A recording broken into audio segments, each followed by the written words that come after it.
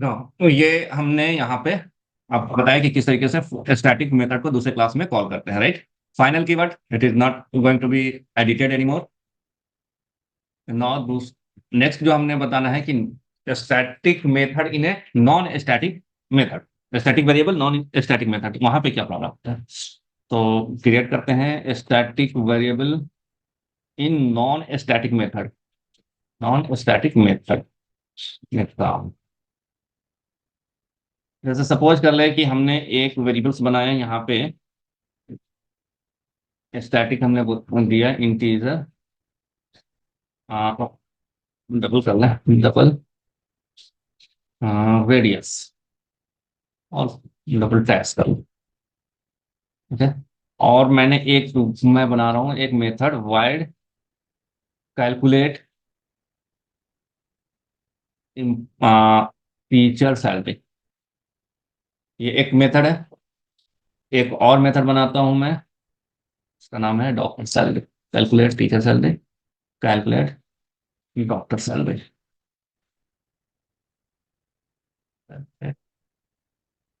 Engineer salary, ये तीन method है और उस तीनों मेथड को मैं यहाँ पे कॉल करूंगा। तो मैं, ये देखें, ये स्टैटिक वेरिएबल्स है और ये नॉन स्टैटिक मेथड है ना। नॉन स्टैटिक मेथड कैसे है, हमने इस मेथड के पहले स्टैटिक यूज नहीं किया, तो जो मेथड या वेरिएबल्स के पहले आप स्टैटिक कीवर्ड यूज नहीं करते हैं वो कहलाता है नॉन स्टैटिक। ओके, तो सबसे पहले देखते हैं नॉन स्टैटिक मेथड हम स्टैटिक मेथड में कॉल करने जा रहे हैं।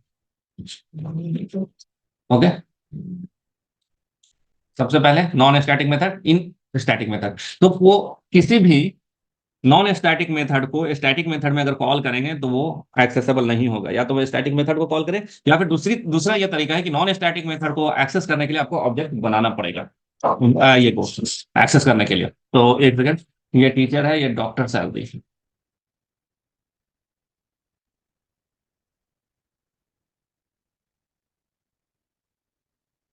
ओके, नो, अब अगर मुझे इसको करना है, इसको कैलकुलेट सैलरी, तो यहाँ पे एक्सेस करेंगे, क्योंकि एक ही क्लास के अंदर है तो ये एक्सेसिबल नहीं है। ये क्या बोल रहा है कि आप non static method can not B difference from a static context, बोलते हैं कि ये नॉन स्टैटिक मेथड है और मेन मेथड जो है स्टैटिक है, तो ये डायरेक्टली एक्सेसिबल नहीं होगा। या तो इसको स्टैटिक बनाइए, अगर मैं इसको स्टैटिक बना देता हूं, उसके बाद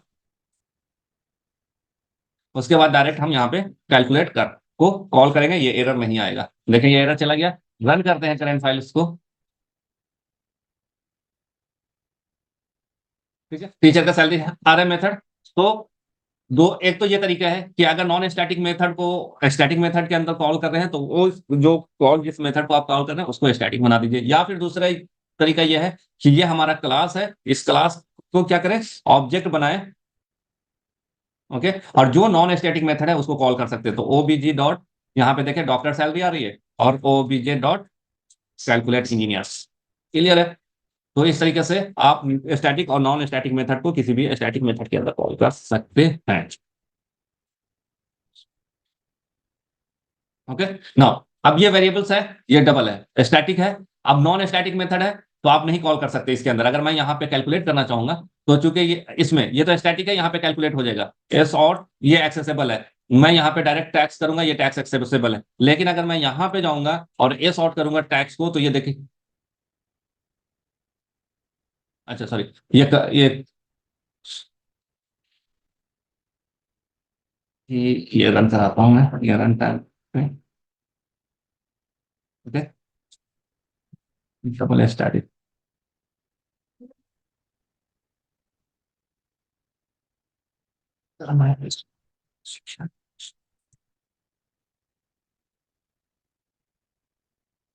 स्टैटिक नॉन स्टैटिक वेरिएबल्स हैं यहाँ पे, सिर्फ टीचर आ रहा है, राइट। और करना ही है, ये कर रहा हूँ ऑब्जेक्ट। बेसिकली ये वेरिएबल्स जो है वो आना नहीं चाहिए यहाँ पे, इसमें हमें, क्योंकि मैं ऑब्जेक्ट बना रहा हूँ, ये एक्सेसिबल। ओके, तो सेम क्लास के अंदर किसी भी नॉन स्टैटिक वेरिएबल्स को, किसी स्टैटिक वेरिएबल को नॉन स्टैटिक क्लास में आप एक्सेसिबल, सेम क्लास के अंदर इस तरीके से करें। लेकिन अगर ये दूसरे क्लास में रहेगा तो फिर रिफरेंस देना पड़ेगा, जो हमने पिछले ये में देखा था। यहाँ पे थोड़ा सा कॉन्फ्लिक्ट है कि अगर आपका मेथड नॉन स्टैटिक है और स्टैटिक मेथड में कॉल कर रहे हैं तो उस मेथड को क्या करना पड़ेगा, आपको स्टैटिक बनाना पड़ेगा, जो कि हमने यहाँ पे कैलकुलेट टीचर के अंदर ये यूज किया है। ओके, ना ये थे स्टैटिक और नॉन स्टैटिक मेथड। मैं चलता हूँ मॉडिफायर की तरफ। एक्सेस मॉडिफायर, देखिए जावा में एक्सेस मॉडिफायर चार तरह के हैं। प्रोटेक्टेड पहला है, प्राइवेट, देन है प्रोटेक्टेड,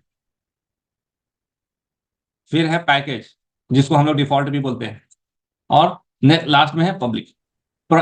अगर किसी पहले पैकेज की बात करता हूँ, किसी भी वेरिएबल्स को अगर हम या मेथड को या क्लास को हम ये डिफाइंड नहीं करते हैं, कोई भी मॉडिफायर नहीं देते हैं। मॉडिफायर मीन्स कि प्राइवेट हम नहीं लिखते हैं, प्रोटेक्टेड नहीं लिखते हैं, या फिर पब्लिक नहीं लिखते हैं, तो ये क्या हो जाता है, ये डिफॉल्ट हो जाता है। क्या होता है, डिफॉल्ट हो जाता है। और या तो फिर उसको समझे कि ये पैकेज लेवल एक्सेसिबल है। अगर हमें किसी वेरिएबल्स को या किसी क्लास को प्राइवेट बनाना है तो हमें प्राइवेट कीवर्ड यूज करना पड़ता है।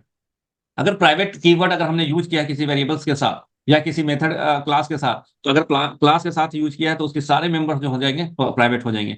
अगर हमने वेरिएबल्स के साथ यूज किया है प्राइवेट और मेथड के साथ प्राइवेट यूज किया है, तो वो मेंबर्स जो प्राइवेट हमने डिक्लेयर किया है किसी क्लास के अंदर, वो आउटसाइड द क्लास, यानी कि क्लास के बाहर ये एक्सेसिबल नहीं है। Outside the class, outside the class is not accessible, accessible. Protected क्या है, ये हमारे प्रोटेक्टेड है, सेम पैकेजेस के अंदर, सेम पैकेज के अंदर ये एक्सेसिबल है, protected same package accessible. Outside the package it is not accessible. ये डिफॉल्ट जो है, सॉरी, प्रोटेक्टेड जो है सेम पैकेज के अंदर एक्सेसिबल है, दूसरे पैकेजेस के अंदर सब क्लास के केस में, यानी कि इनहेरिट करेंगे तभी एक्सेसिबल है। पैकेज लेवल में सिर्फ पैकेज लेवल पे ही ये एक्सेसिबल है, यानी कि सेम पैकेज के अंदर। और पब्लिक जो है वो एक्सेसिबल है in the whole project. Okay, in the whole project ये एक्सेसिबल है। और टाइप द प्रोजेक्ट, उसको जब तक कि जार फाइल नहीं करें ये करेंगे, एक्सेस करेंगे, तो ये नहीं होगा। तो इंपॉर्टेंट यहाँ पे जो है वो आप प्रोटेक्टेड देखें, पैकेज देखें। यहाँ पे मैं सबसे पहले प्राइवेट स्टार्ट करता हूँ आपको डिफाइन करना। Private variable accessible exam. अब यहाँ पे हमने प्राइवेट वेरिएबल ले लेता हूँ, प्राइवेट इंटीजर रो, और मेन मैं यहाँ पे यूज कर रहा हूँ। अब देखिए ये जो क्लास है, अगर मैं यहाँ पे यूज करता हूँ ये सॉर्ट और रोल करता हूँ, तो यहाँ पे हमें नहीं मिल रहा है रोल। ठीक है, अब हम इसका ऑब्जेक्ट बनाते हैं। हो सकता है कि ऑब्जेक्ट के साथ एक्सेसिबल हो। ओबीजे बना रहे हैं, न्यू ऑब्जेक्ट हमने बनाया, ओबीजे डॉट रोल, ये एक्सेसिबल। तो हम सेम क्लास के अंदर यहाँ पे जो प्राइवेट मेंबर बनाए हैं, तो हम यहाँ पे इसको एक्सेसिबल कर सकते हैं। ये not the scope of the outside class. ठीक है, ये उसी का मेंबर है, उसी का मेंबर है। ओके, इसको अगर रन करते हैं आपको 100 यहाँ पे डिस्प्ले करता है। ओके, लेकिन अगर मैं यहाँ पे, चाहिए पब्लिक भी है, पब्लिक है, अगर मैं यहाँ पे एक बनाता हूं प्राइवेट डेमो। ओके, ये क्लास है, यहाँ पे मेन हमने कॉल किया, और कंट्रोल वी, सॉरी इसका नाम क्या है, ये क्लास का हम ऑब्जेक्ट बना रहे हैं। Control we, OBJ new object. Okay, and OBJ dot roll, OBJ dot roll. देखिए ये आउटसाइड द क्लास है, मैं ऑब्जेक्ट बनाने के बाद भी ये एक्सेसिबल नहीं है। ये विद इन द क्लास था, क्योंकि ये भी मेंबर है, ये मेथड जो है इसका मेंबर है, ये एक्सेसिबल है। हमने डायरेक्ट एक्सेसिबल नहीं था, लेकिन हमने इसको ऑब्जेक्ट बनाया, राइट। ऑब्जेक्ट बनाने के बाद ये इसके अंदर ये एक्सेसिबल। ओके, तो यहां पे आउटसाइड द क्लास वो क्या होगा, ये एक्सेसिबल नहीं है। हम अगर ये सॉर्ट करते हैं, ओबीजे डॉट रोल करते हैं, you will get the answer here error, ये नहीं है मेंबर प्राइवेट। या तो उसको पैकेज बनाइए, ठीक है, make package private. Okay,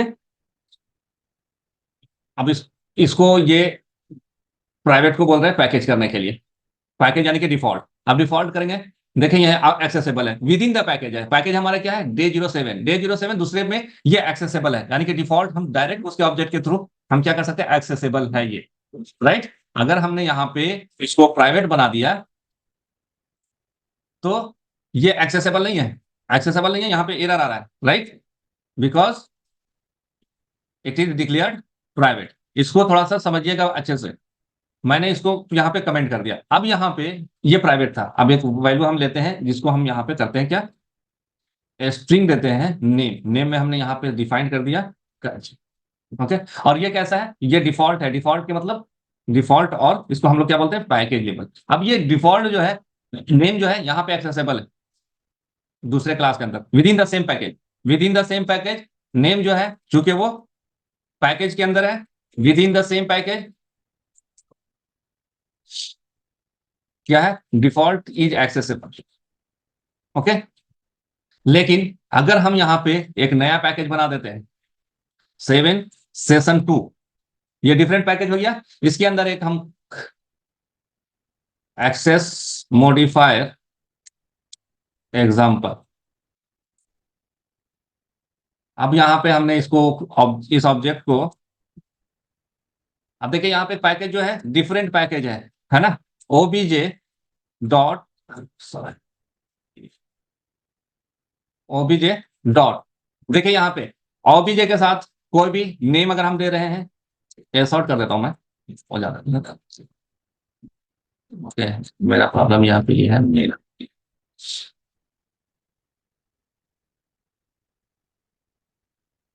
OBJ के अंदर यहाँ पे देखते हैं नेम आ रहा है या नहीं आ रहा है, नेम नहीं आ रहा है, राइट, ये सॉर्ट करते हैं OBJ dot name, name is not here. अब यहाँ पे जाकर के देखें तो नेम क्या हमारा पैकेज लेवल है, तो कहते हैं विद इन द पैकेज, यहाँ पे तो एक्सेसिबल था, लेकिन in the other packages it is not accessible. देख रहे हैं ना, क्लियर है ये? हाँ जी, जी सर। नो, इसको मैं कमेंट कर देता हूं, in the different package default और package package variable not accessible, variable not accessible. अच्छा, ये तो देख लिया मैंने, प्राइवेट को भी देख लेते हैं, ओबीजे और क्या है रोल है, वो भी नहीं आ रहा है, why, because it's a private, private can not be accessible as well, private can not be accessible here as well. Clear है ये? तो इस लेवल पे तो नहीं। अब एक हम यहां पे क्या बनाते हैं, प्रोटेक्टेड बनाते हैं, स्ट्रिंग जेंडर लिख देते हैं, जेंडर मेल। ओके, और इसको हम यहां पे क्या बनाते हैं, प्रोटेक्टेड। ओके जी, अब सबसे पहले यहां चेक करते हैं, चूंकि with in the same package है ये Day07 एसॉट ओबीजे डॉट, देखिए जेंडर एक्सेसिबल है with in the same package, और डिफरेंट पैकेज में देखते हैं यहां पे ओबीजे डॉट, ओके, ये भी डायरेक्ट क्लास के अंदर ये एक्सेसिबल नहीं है, ठीक है, ये डायरेक्ट क्लास के अंदर ऑब्जेक्ट डॉट जेंडर जो है वो एक्सेसिबल नहीं है, इन्हें different class,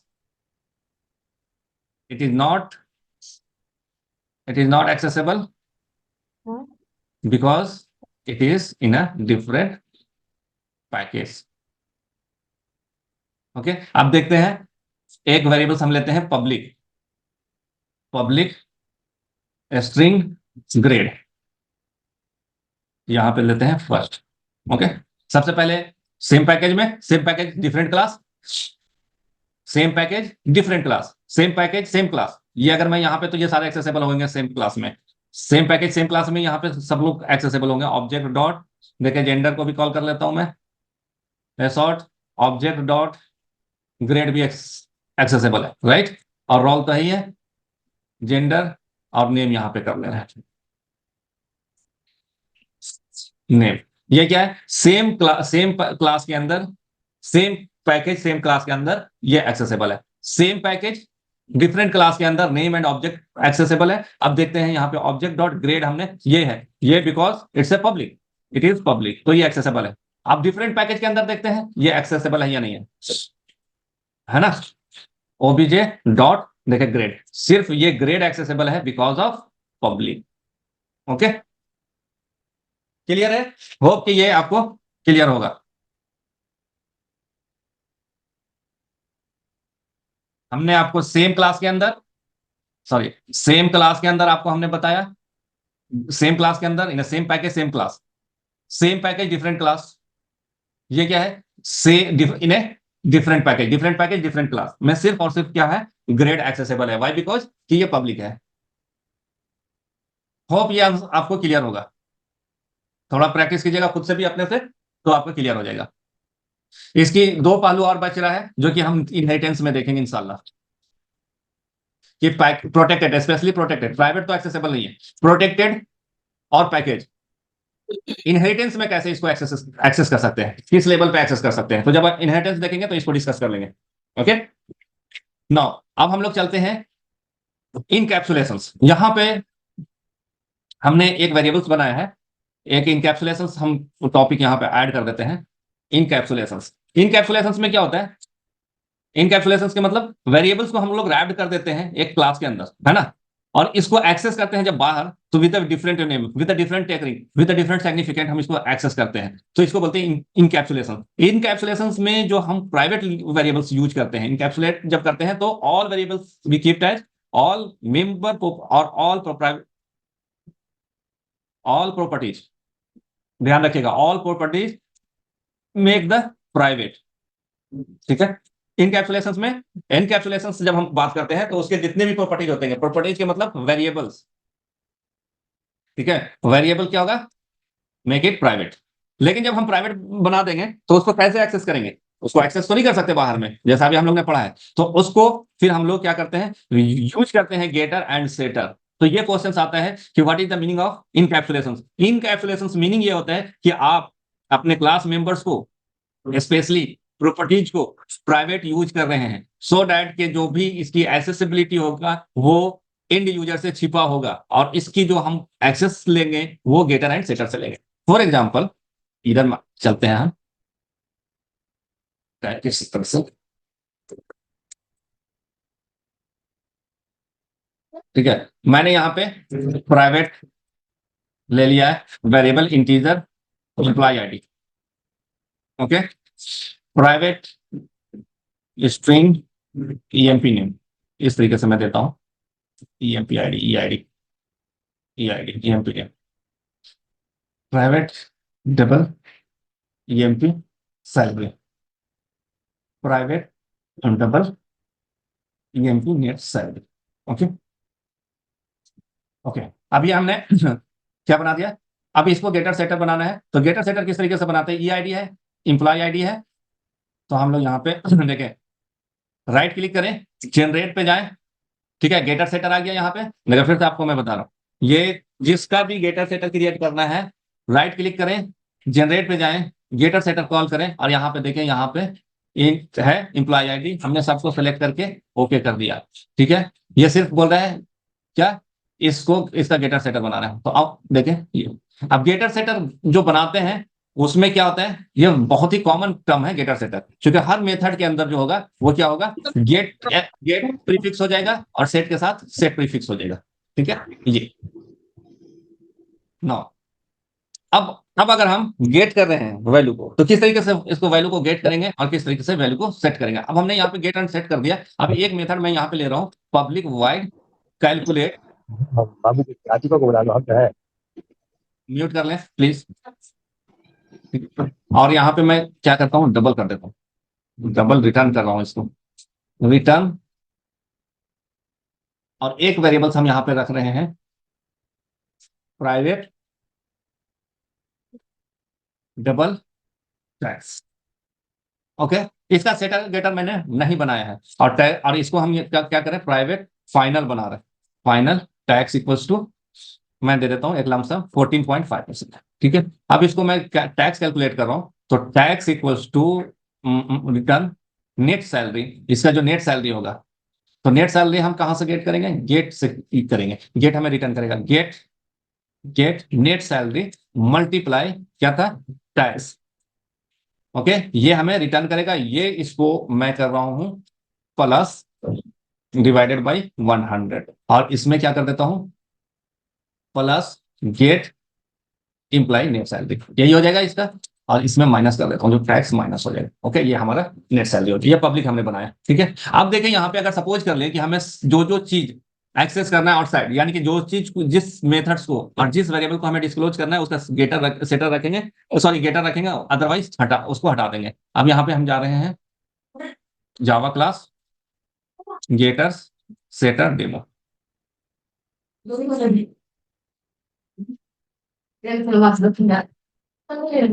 गेटर setter example, getter setter example equals to new getter setter example. अब अगर हम getter setter example dot direct, हम अगर कोई वेरिएबल्स को यहाँ पे एक्सेस करना चाह रहे हैं, देखें यहाँ पे सारे प्राइवेट है, दिख रहा है आपको कोई भी प्राइवेट वेरिएबल्स नहीं दिख रहा है, वो मेथड जो हमने यहाँ पे यूज किया था पब्लिक। अब अगर हम यहाँ पे क्या यूज कर रहे हैं, सेट मेथड यूज कर रहे हैं, तो ए सॉर्ट मैं कर रहा हूं सेटिंग द वैल्यू। अब यहाँ पे इंप्लाई हम getter setter example get employee ID set employee ID को सेट कर रहे हैं 1001, ठीक है जी, इस तरीके से सेट इंप्लाई नेम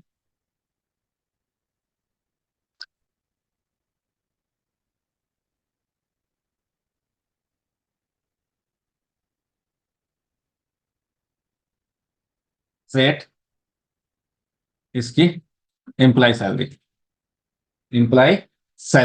है ना, एम्प्लाई की सैलरी हमने यहाँ पे सपोज कर ले 50,000 हमने मान लिया। अब यहाँ पे देखिए नेट सैलरी जो हमने बनाया है उसका यूज नहीं है ना, एम्प्लाई की नेट सैलरी हम कैलकुलेट कर रहे हैं, इसमें calculate the salary, net salary हमें देना नहीं है बल्कि कैलकुलेट करके निकालना है, राइट। तो मैं यहाँ पे क्या करता हूँ, इसको नेट सैलरी को यहाँ पे हम मार्क कर देते हैं, इसको क्या इस तरीके से, तो नेट नहीं, यहाँ पे इंप्लाई गेट सैलरी कर देते हैं, इंप्लाई की गेट इंप्लाई सैलरी कर देता है, जो इंप्लाई की सैलरी होगी उसी में हमें कैलकुलेट हो जाएगा सैलरी। अब जो सैलरी हम कैलकुलेट कर रहे हैं, सैलरी हमने दे दिया, लेकिन ये जो कैलकुलेट सैलरी है मेथड, ठीक है ना, इसका नाम रख देते हैं net salary. Okay, net salary हमने नाम रख दिया। अब यहाँ पे ये सॉर्ट करें इंप्लाई की आईडी, ओके, प्लस यहाँ पे getter setter get dot employee ID, ये देखें गेट द इंप्लाई आईडी। अगर हमें नाम को एक्सेस करना है तो यहाँ पे हम क्या करेंगे, get employee name, that's then get the employee salary, जो हमने इंप्लाई की सैलरी दिया है, और उसके बाद हम करेंगे गेट इंप्लाई की get salary calculate, net salary है ना, नेट सैलरी हमने लिखा है नाम इसका नेट सैलरी, सॉरी, हाँ ये नेट सैलरी हमने यहाँ पे नेट। अब यहाँ पे नेट सैलरी कैसे कैलकुलेट हो रहा है ये यूजर्स को नहीं पता है। अब इसको रन करेंगे तो ये सैलरी आप सारा डिटेल्स दे, ठीक है जी, स्लैश टी कर दें यहाँ पे।